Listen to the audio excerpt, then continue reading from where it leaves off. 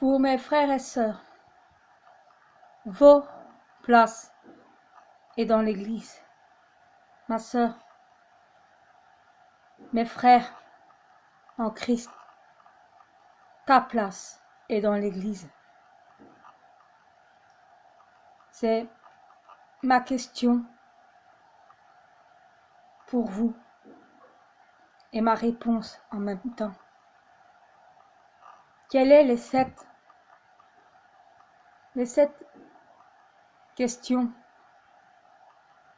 et réponses qui vous disent de rester dans l'Église, de ne pas quitter l'Église? Alors, écoutez.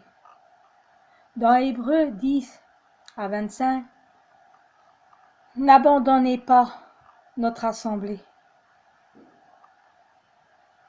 comme c'est la coutume de quelqu'un, mais exhortons-nous réciproquement, et cela d'autant plus que vous voyez s'approcher le jour.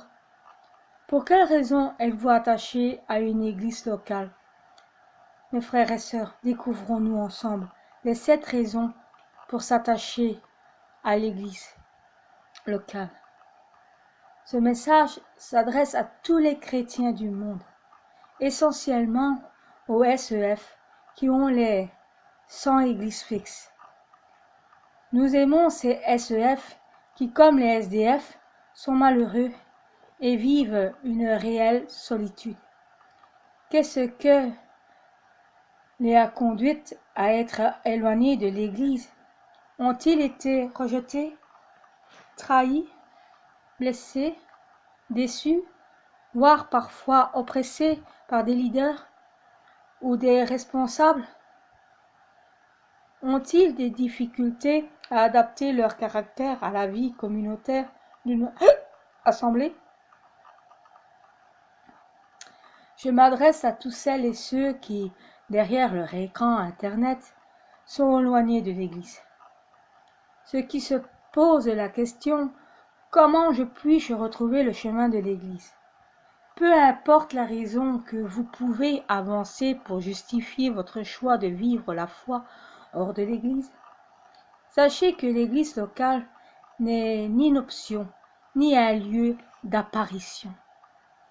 Certains n'y font que des brèves apparitions, ni un endroit dans lequel on vient uniquement pour boutiner.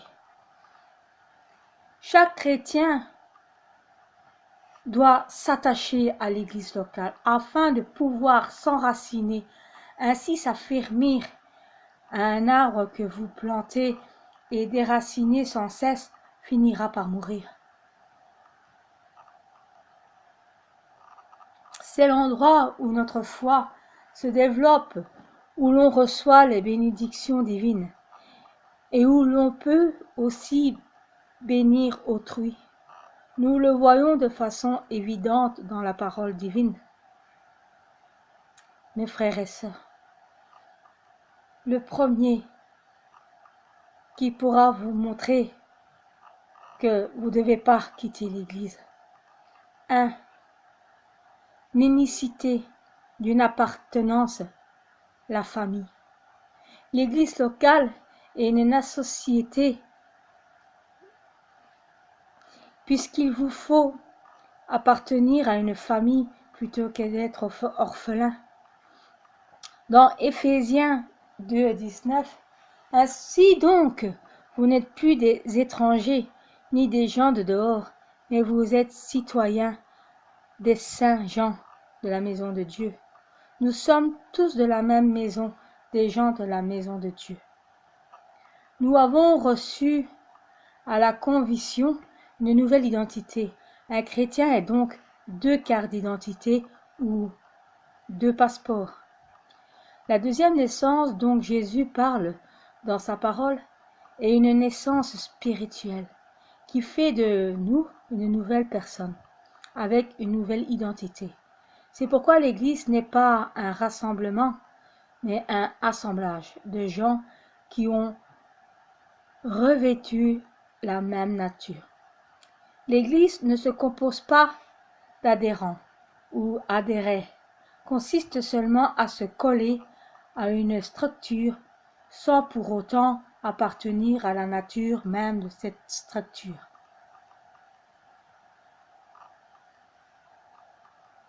Par exemple, un coquillage adhère à un rocher sans pour autant lui ressembler, ni avoir sa nature. Les chrétiens sont tous greffés sur un même tronc, qui est le Seigneur Jésus. De ce tronc, ils tirent toute la même sève, afin de porter du fruit.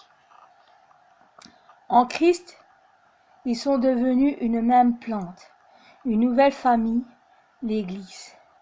L'Église, c'est ma nouvelle famille. Et devenant chrétienne, enfants de Dieu, nous sommes entrés dans la famille de Dieu. Un bébé qui vient de naître n'a pas de conscience qu'il appartient à une famille. Pourtant, c'est bien au sein d'une famille qui vient au monde. Pour nous, notre famille se compose de celles et ceux qui ont été engendrés par le même Père. Quelle que soit la couleur de notre peau, nos origines sociales et notre passé, nous sommes toutes les frères et des sœurs en Christ. Loin de la maison, quand nous partons en voyage, nous sommes attirés par l'exhaustisme qui n'aime pas les voyages. Pourtant, après un certain temps, nous sommes heureux de rentrer à la maison et de retrouver notre famille. Nous avons été créés pour vivre en famille. L'église locale, une oasis dans une société impersonnelle. Notre société laïque met de la place les lois qui favorisent l'individualisme de la vie à l'écart. Or, en agissant ainsi, tel travail pour l'Église. Le cœurement que produit une telle société qui arrive d'ailleurs au bout de son système ramènera les gens vers l'Église, une véritable Église où ils trouveront une famille.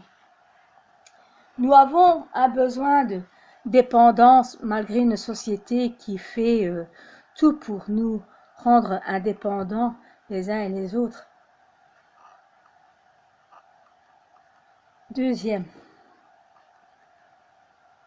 besoin, nous avons tous besoin d'une indépendance, le corps. Nous avons besoin les uns et des autres, que nous le voulions ou non. Dans 1 Corinthiens 12, 21, il dit « L'œil ne peut pas dire à la main « Je n'ai pas besoin de toi », ni la tête dire aux pieds « Je n'ai pas besoin de vous ». Nous sommes liés les uns et les autres. Le message de Jésus est très clair. Il vient nous attacher au corps qu'est l'Église locale. L'Église n'est donc pas un rassemblement, mais un assemblage. Selon Colossiens 2 à 19, il dit « Un assemblage autour des chefs suprêmes ». Éphésiens 1 à 22, qui dit aussi « Qui nous rend tout nombre les uns des autres ». Dans Romains 12 à 5, les disciples étant un élément des coordinations, un joug qui nous permet de rester ensemble, le joug n'est pas toujours très apprécié. Pourtant, le Seigneur lui-même nous demande de le porter. Matthieu 11 à 29, il dit « Le chrétien, membre du corps, ne sera jamais un électron libre loin du corps. Un membre ne peut pas vivre en danger. Une brebis isolée, loin de la bergerie et de son berger, pourra-t-elle vivre seule? Pourra-t-elle vivre seule sans son berger? Le chrétien qui s'isole ressent au début un sentiment de liberté. Mais bien vite, l'effet de l'amputation va agir. Le membre va se refroidir un peu comme lorsque vous séparez une braise du feu. Allons-nous courir ce risque d'une amputation? L'amputation est dangereuse.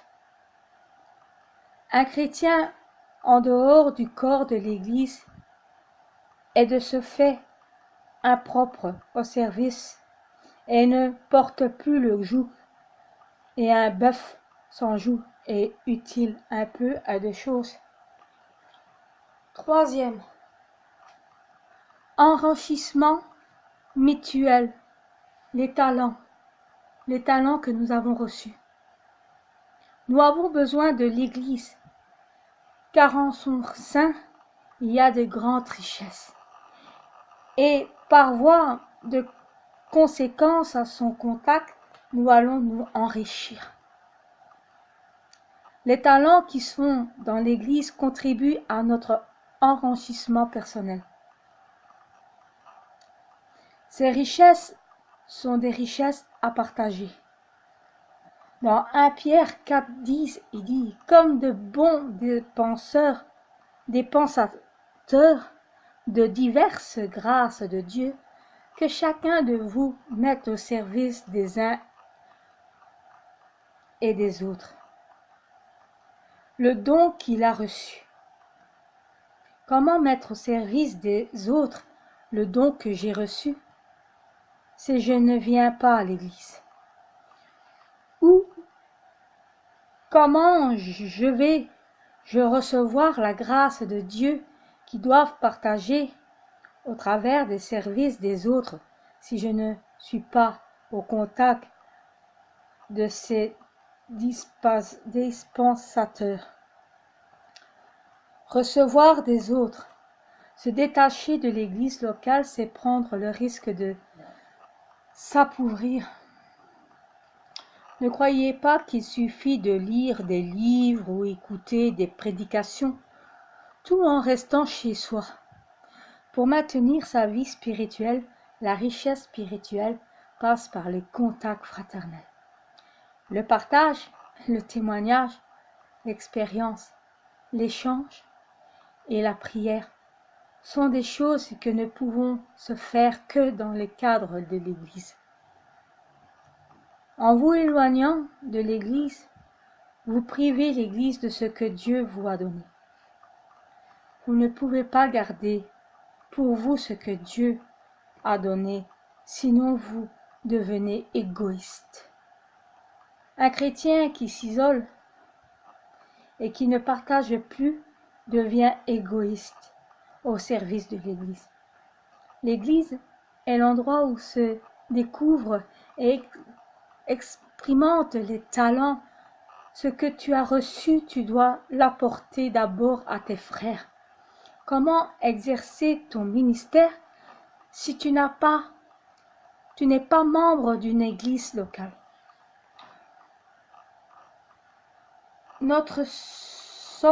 Nous sommes appelés à nous exhauster réciproquement. Dans Hébreux, comme je vous ai dit au début, dans 10, verset 25, « N'abandonnez pas votre assemblée, comme c'est la coutume de quelqu'un, mais exhortons-nous réciproquement, et cela d'autant que plus que vous voyez s'approcher le jour. » Le jour, mes frères et sœurs, c'est que le Seigneur va bientôt arriver. Et c'est dans l'Église qui viendra peut-être nous prendre. Dans 1 Thessaloniciens 5 à 11, il dit « C'est pourquoi exhortez-vous réciproquement et édifiez-vous les uns et les autres comme réalité vous le faites. » 4. Raison. Lieu de bienfait divin. L'Église, mes frères et sœurs, est un lieu de bénédiction. Dans Psaume 133, 1 à 3, il dit « Voici, oh, qu'il est agréable et qu'il est doux pour des frères de demeurer ensemble. C'est comme l'huile précieuse qui répandue sur la tête, descendant sur la barbe d'Aaron, qui descendit sur le bord de ses vêtements. C'est comme la rosée de l'Hermon qui descend sur la montagne de Sion. Car c'est là que l'Éternel envoie la bénédiction, la vie pour l'éternité. » Ainsi, dans l'Église assemblée, l'Éternel envoie sa bénédiction, la vie pour l'éternité. Amen. La présence de Dieu y réside au milieu de ses enfants. Dieu se tient dans sa maison.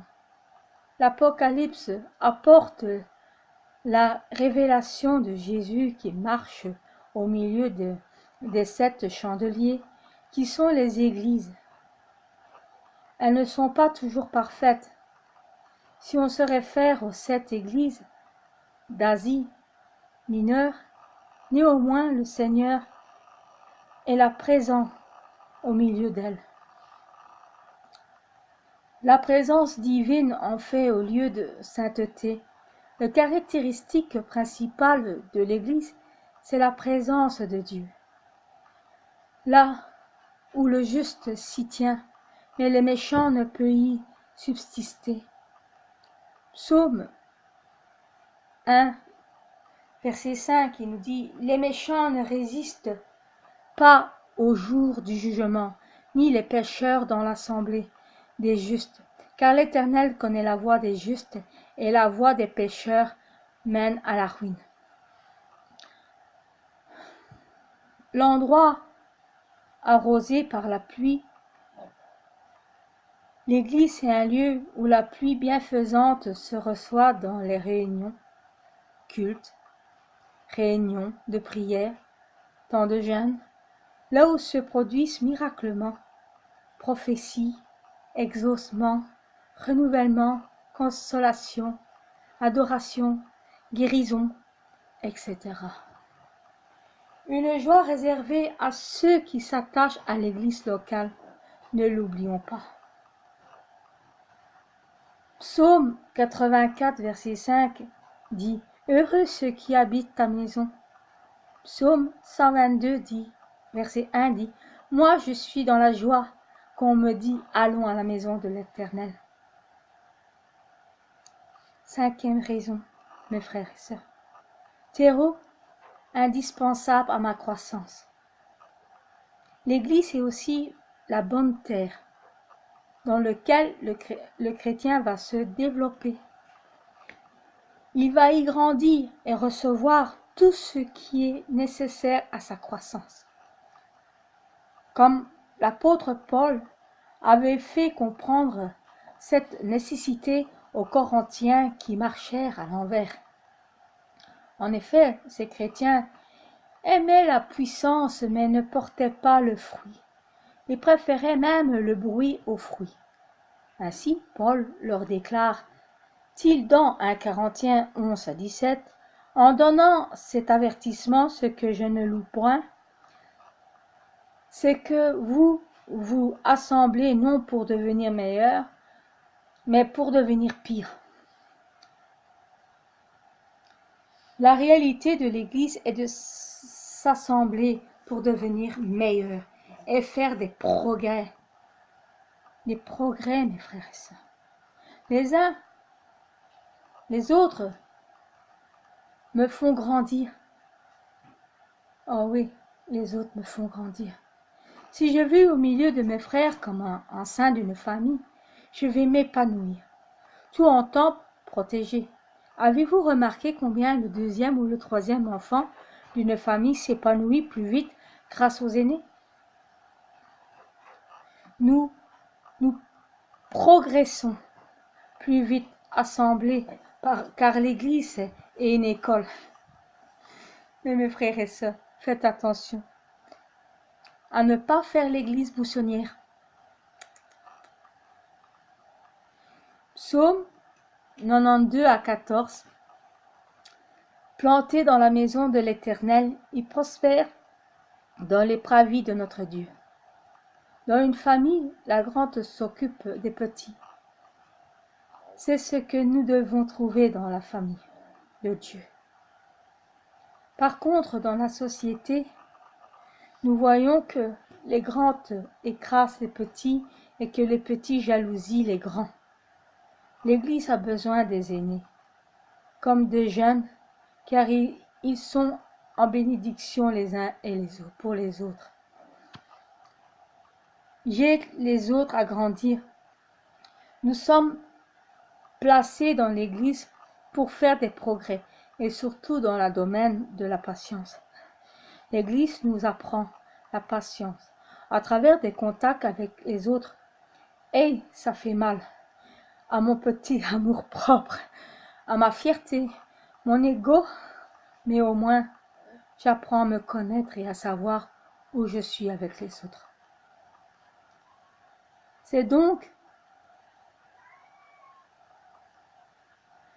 un lieu où doivent exercer pardon, compassion, amitié fraternelle, maison où l'on doit régler les conflits dans l'amour.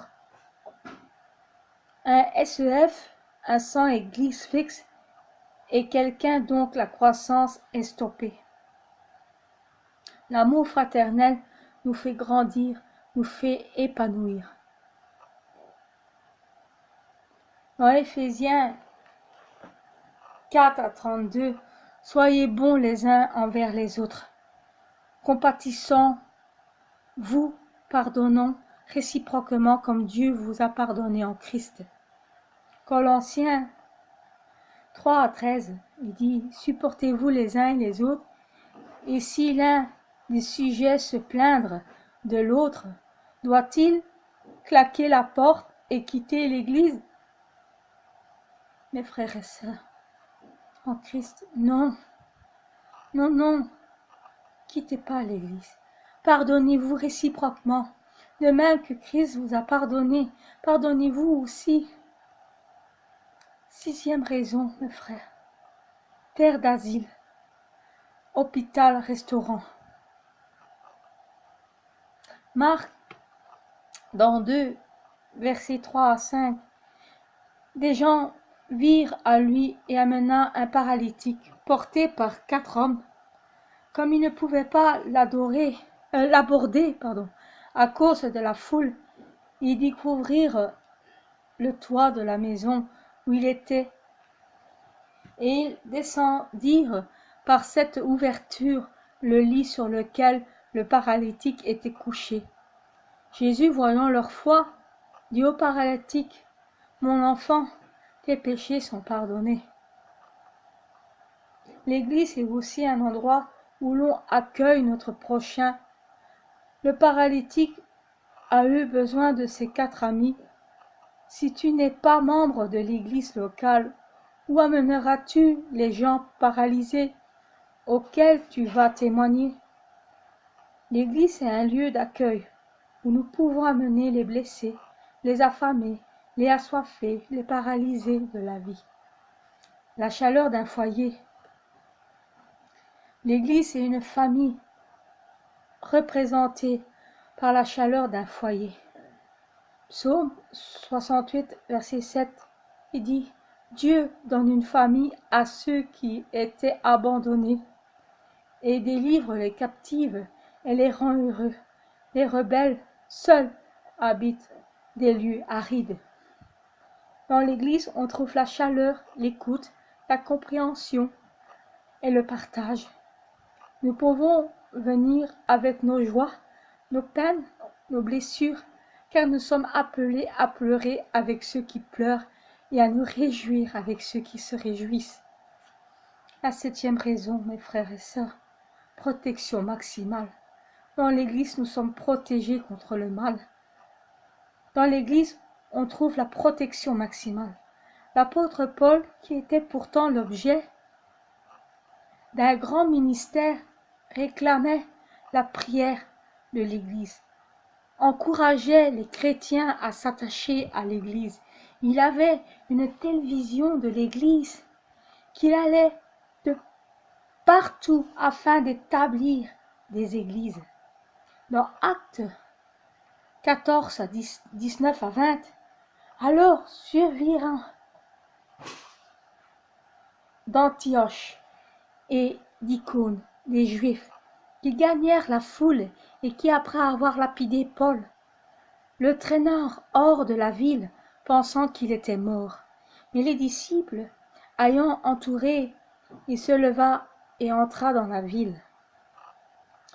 L'Église invincible face à la mort. Ici, à Lystre, l'Église manifeste la puissance de la vie entourant Paul qui se lève pour repartir au service de l'Église à un réel pouvoir de rétablissement.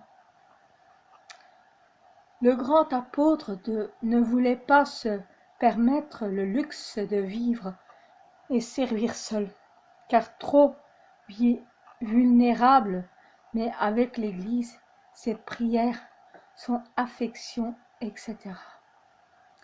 C'est-à-dire, ensemble, il était invincible.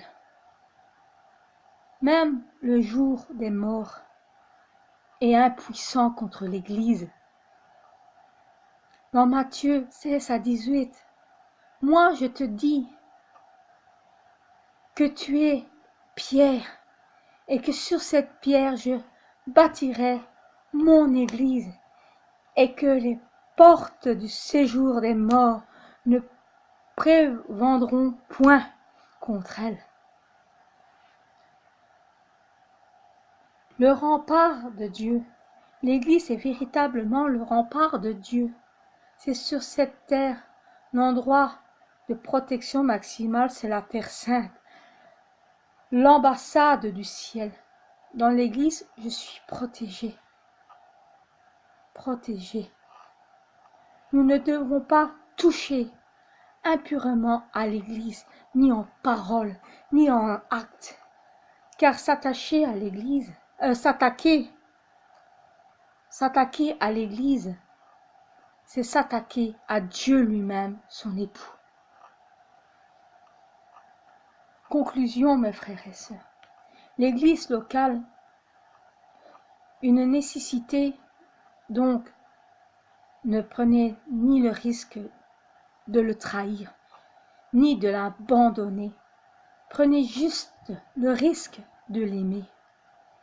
Même si vous avez toute la raison humaine valable, n'abandonnez pas l'Église locale. À toi qui es isolé, sans Église fixe, reviens t'établir, t'enraciner dans la maison de Dieu. Et toi, ma sœur, mon frère, qui a quitté l'Église pour je ne sais pas quelle raison, par colère ou manque d'amour ou je ne sais pas, ta place est dans l'Église. Revenez, car le Seigneur va bientôt revenir et